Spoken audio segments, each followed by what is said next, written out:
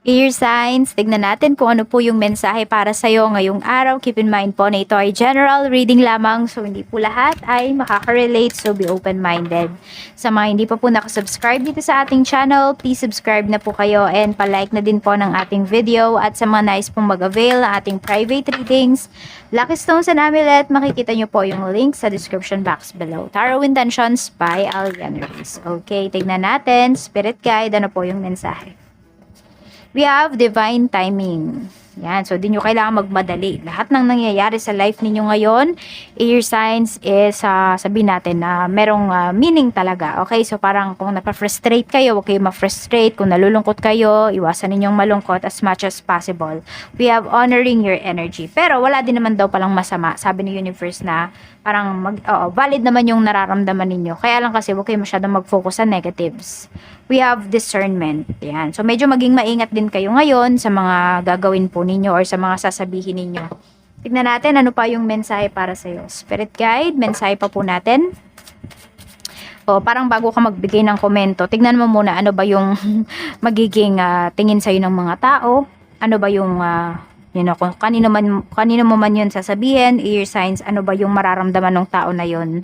So, parang maging concern ka. Yan yun yung discernment natin dito.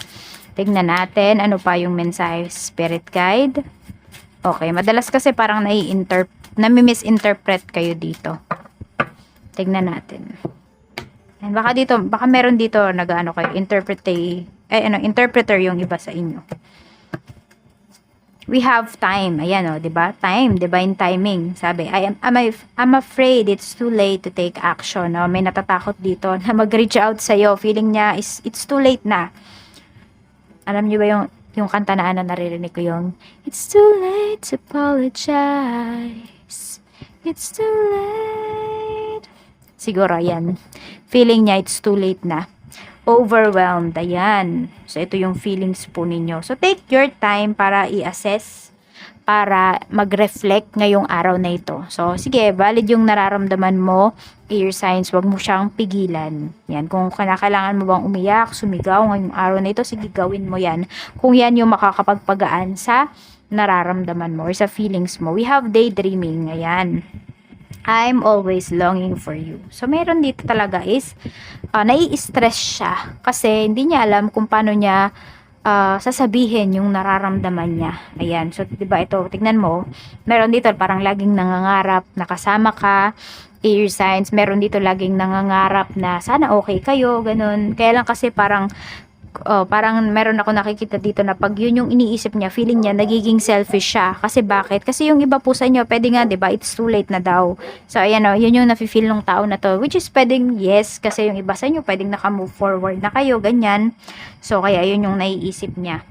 Oo. So, siguro ito yung nakakaisip na ito is soulmate mo, kaya di kanya makalimutan. So, tignan natin kung ano pa yung mensahe para sa'yo. Spirit Guide, ano pa po ang mensahe natin? Or siguro ito, namimiss mo yung family mo, pero kung nasa ibang bansa kayo or nasa trabaho kayo, di naman pwede agad-agad iwan nyo yung trabaho ninyo, di ba? So, tignan natin. So, tinignan mo lang yung effect, yung aftermath na mga gagawin mo. So, tignan natin ano pa po yung mensahe.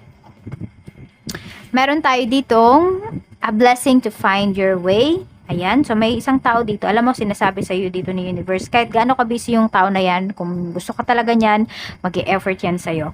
Okay. So, parang, ayan, a blessing to find your way. So, parang kahit na ano pa ang pinagkakaabalahan yan, basta interested sa'yo, totoo yan sa'yo, gagawa yan ng oras for you. We have a blessing for protection. Ayan. So, yung mga feelings mo ngayon, pinoprotektahan ka niyan para sabihin natin, di ba? Kung nafe-feel mo, hindi okay yung transaction na to, ganito, ganyan. So, di ba, hihinto ka, magre-reflect ka. Kaya ka nai-stress yung iba sa inyo, kaya nai-stress kayo ngayon. Kasi may tinuturo, may pinipigilan si universe na mangyari. A blessing for good work. Kasi pwedeng ito makasama sa inyo. Ayan.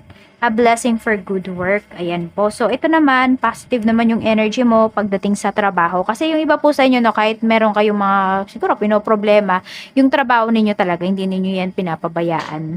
So, tignan natin kung ano pa yung mensahe. Pero bago yan, ito po yung lucky numbers mo. We have number 30, 15, 6, 18, 23, and 24. Tignan naman natin, kamusta yung iyong trabaho. Spirit guide, kamusta po yung ambience pagdating sa trabaho ni air signs ngayong araw na ito? Kamusta po yung ambience, spirit guide?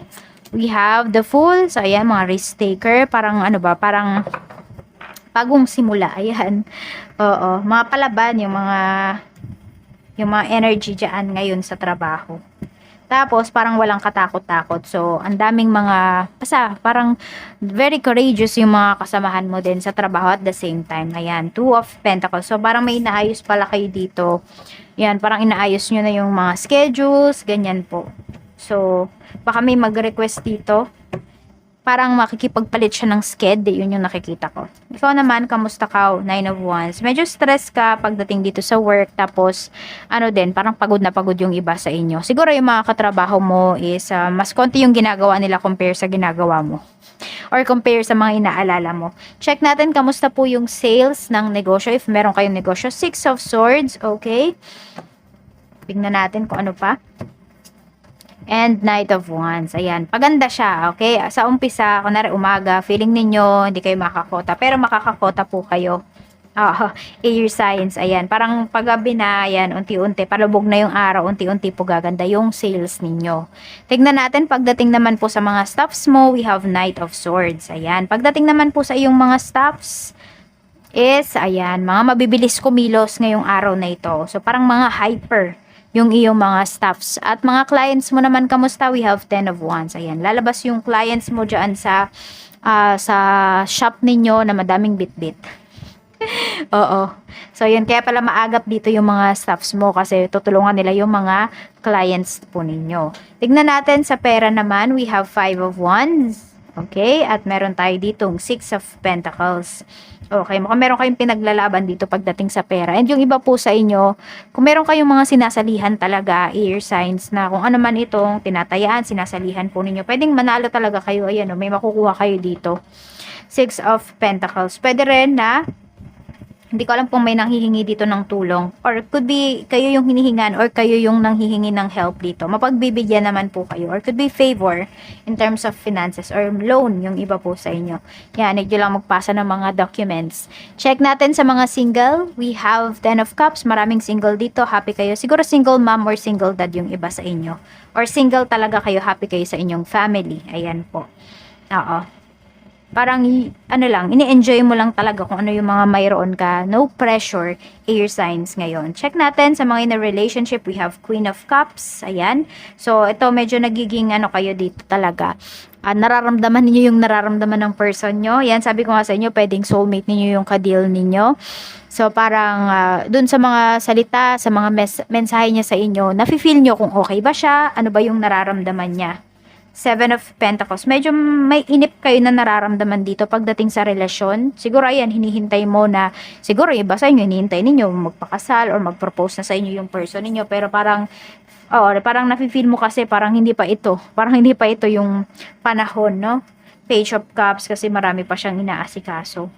Tapos, ayan, yung iba sa inyo, nafe-feel nyo din, ano ba, seryoso ba talaga siya sa inyo or hindi? Yan, nafe-feel nyo yan, nagiging honest kayo sa sarili ninyo, ayan o. Tignan natin, pagdating naman po sa mga married, we have Page of Pentacles. At mayroon tayo ditong, okay, tignan natin, Spirit Guide, mayroon tayo ditong 6 of Wands. Okay, so ito, may progress. Ito yung pinag-iipunan ninyo or kung meron na po kayong mga anak, so pwedeng may nag-aaral pa dito or merong nagtatrabaho na, may awards na marireceive. Or pwedeng asawa mo to mismo, air signs, may marireceive siya. Yan, no? Parang meron kayo talagang isi-celebrate dito ngayon. Okay. So, meron din pwedeng a-attend ng kasal or ito. Meron din dito kasi na energy ng kasal talaga. Kasal or anniversary ninyo. Happy anniversary po, air signs. Ayan. At yan po ang mensahe para sa inyo ngayong araw. Maraming salamat po. Mag-iingat kayo always and more blessings to come. Bye-bye!